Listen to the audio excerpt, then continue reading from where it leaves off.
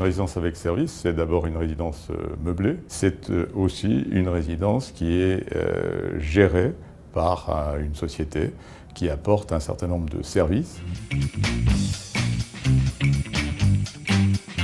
Le premier, c'est l'accueil. Le second, c'est la blanchisserie. Le troisième, c'est le nettoyage. Et le quatrième, c'est le petit déjeuner.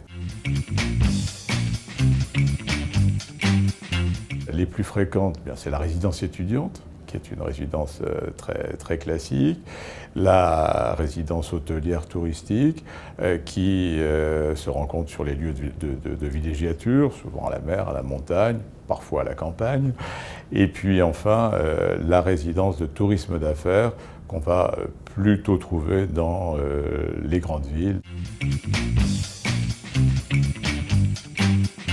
Au contraire de la location nue, qui elle est justiciable du régime dit des revenus fonciers, la location meublée est sous le régime dit des BIC, c'est-à-dire bénéfices industriels et commerciaux.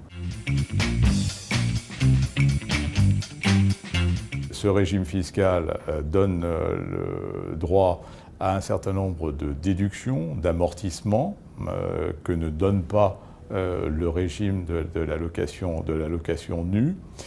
Par contre, il n'est pas fongible avec le régime des revenus fonciers. Ça veut dire que si on a des revenus fonciers et que l'on se lance dans les revenus mobiliers, dans l'achat d'une résidence-service, on aura à déclarer des revenus sous forme de BIC.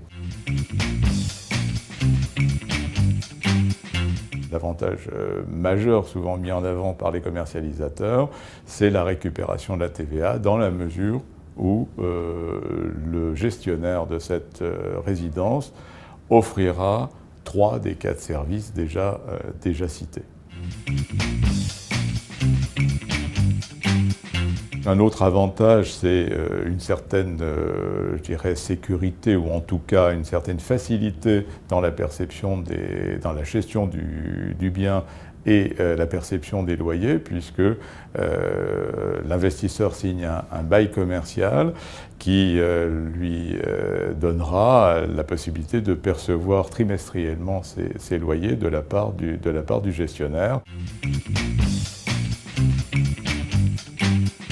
L'inconvénient qui peut exister, c'est celui de la propriété commerciale, puisqu'on signe un bail commercial qui est d'une durée minimale de 9 ans, donc un bail qui est d'une durée longue et qui vous lie avec le gestionnaire.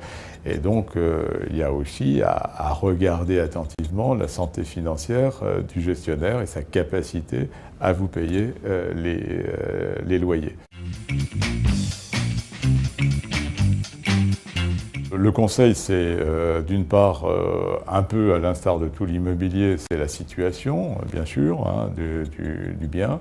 C'est par rapport au marché auquel on s'adresse de s'assurer qu'il y a un marché. L'exemple, c'est pour les résidences étudiantes.